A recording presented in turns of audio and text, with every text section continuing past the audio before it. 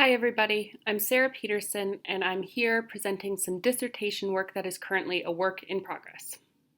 Right now, we lack a comprehensive framework for understanding infrastructure resilience and community resilience in the face of power outages and disruption events. Looking at this picture of the lights in San Juan before and after Hurricane Maria hit Puerto Rico, you can tell that Hurricane Maria had a huge impact on this community. The existing metrics that we have that are sometimes used to talk about resilience can tell us part of this picture. It might say that 52,000 people were out of power for 72 days. But these metrics can't really tell us what people actually lost during the power outage. They may have lost their ability to store food or medications, to keep themselves clean, to call their grandparents.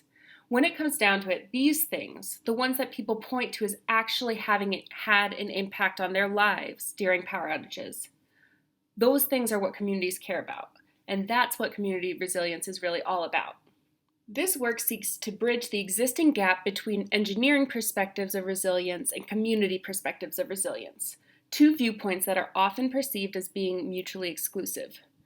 Fundamentally, these two perspectives have different views of what resilience actually is. Engineering perspectives focus on resilience as an outcome, something that is seen in the achievement of certain performance objectives. Community perspectives focus on the interconnected processes that give rise to system responses. But even as the community perspectives really pay lip service to the idea that the technical, the social, and the economic are all interconnected, they don't really address how these pillars of resilience, how these drivers of resilience actually are interconnected. A system dynamics approach offers a way to integrate aspects of these perspectives into a cohesive framework, thinking about resilience as both a process and an outcome. In particular, it offers a chance to explore the role of infrastructure resilience.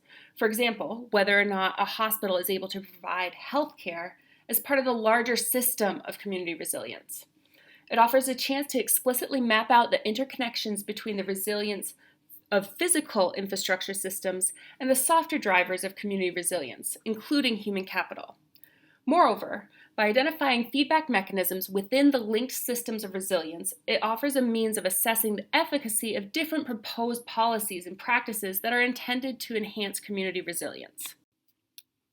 As a starting point for this work in progress, I'm thinking about four main stocks: the physical infrastructure that's available to serve a community, the basic needs, things like food, water, and shelter, and the secondary needs, things like safety and security that are needing to be met in a community, and finally, the stock of social capital that's present in a community. Both infrastructure and social capital offer a means of meeting basic and secondary needs. The more social capital and the more infrastructure systems that are present in a community, the higher the community's productivity in meeting its needs. This productivity is essentially how efficient a community is in meeting both its basic and secondary needs. However, since people have limited time in their days, they have to determine how they're going to allocate that limited time.